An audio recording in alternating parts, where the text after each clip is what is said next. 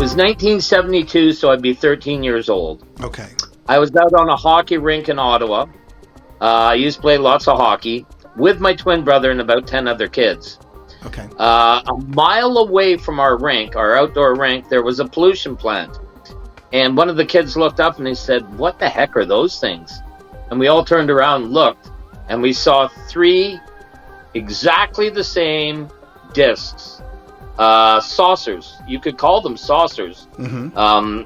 The sun was beaming off these things. We're all looking at them going, "What the heck is that?" Mm-hmm. And they just darted like that in the sky, scared everyone. Mm-hmm. They all ran into the changing room, and I stayed out on the rink and looked up at these things going, "I wonder what those things are. I need to know what they are." I don't know why I said that, but that was in my mind. And I've heard this many times being a UFO researcher. I got this feeling of, just angelic, beautiful, warmth, wonderful. And yes, and I've had other abductees I've talked to, when their encounters first started, it was the same thing. So Right. You were around 13 or so when you saw the 3 flying discs. Did you, That's right. And you believe that they had probably been involved with you prior to that, even starting as early as 8 years old. Did you have other encounters, or was there a point at which it stopped, or did all this lead up to your encounter with the hybrid woman? Well, after that, seeing those ships and going through high school, everything stopped. But there's one thing I just remembered that I also believe is important, and I'm sure you guys will agree.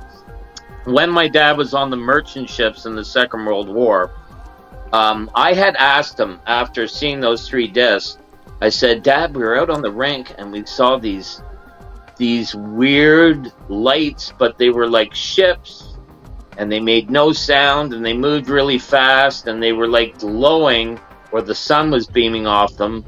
My dad goes, he told us both, my brother and I, he said, when we were out at sea, we would see things coming out of the ocean, these balls of light. We did not have a clue what they were. He said we were more worried about what was underneath us, meaning U-boats. That's all he said.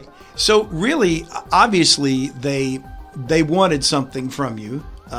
Yeah. You have no recollection of the particular, like, were you taken and experimented on? Were you assaulted? Were you molested? Were you made to engage with other alien entities to sort of like assimilate? Did you recall anything about those times? Well, what we'll do is move on from a period of time where my high school ended. Nothing happened for about, I would say, 15 years. That would make me around 32. Okay. When I got a cottage up in the Gatineaus, which I didn't know was haunted land. But I can tell you, in a short period of time, 5 different encounters up there. And they were all disturbing. And I know one of them, because when I was let go by these things, guys know when something has happened to them. My first encounter, I'm up at my girlfriend's place. It's around 8:30 at night. We're about to sit down and have dinner, and she's going to get the roast. I remember it was a beef roast or something. She's a great cook. Coming out with the beef roast, I'm sitting at the dining room table, and all of a sudden I get up and start walking towards the door. And I can hear her perfectly going, "What are you doing? We're about to eat." And I softly said, "Oh, just going outside." And when I answered her, she told me later on it spooked her. She said, "It's like you were in a trance." Oh. I had walked out. Yes, it was creepy.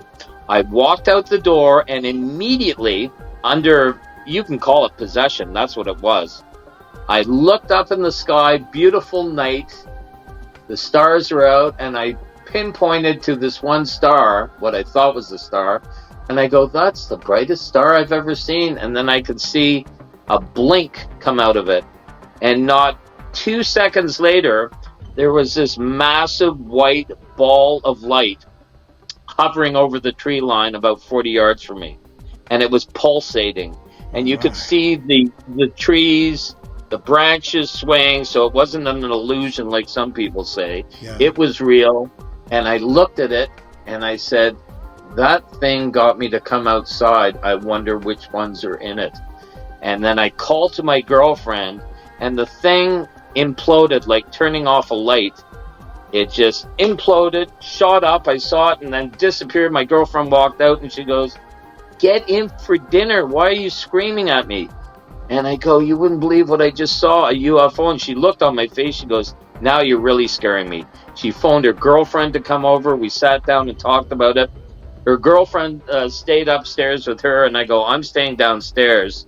I was sitting on the couch, staring at the front door. I go, and I've never heard other people say this, so it's not something I made up or, I'm just staring at the door. And I go, "I know you're watching me." I'm talking to the door perfectly straight and saying, "I know you're watching me. Show yourselves." And that was my first abduction, because I know I had missing time.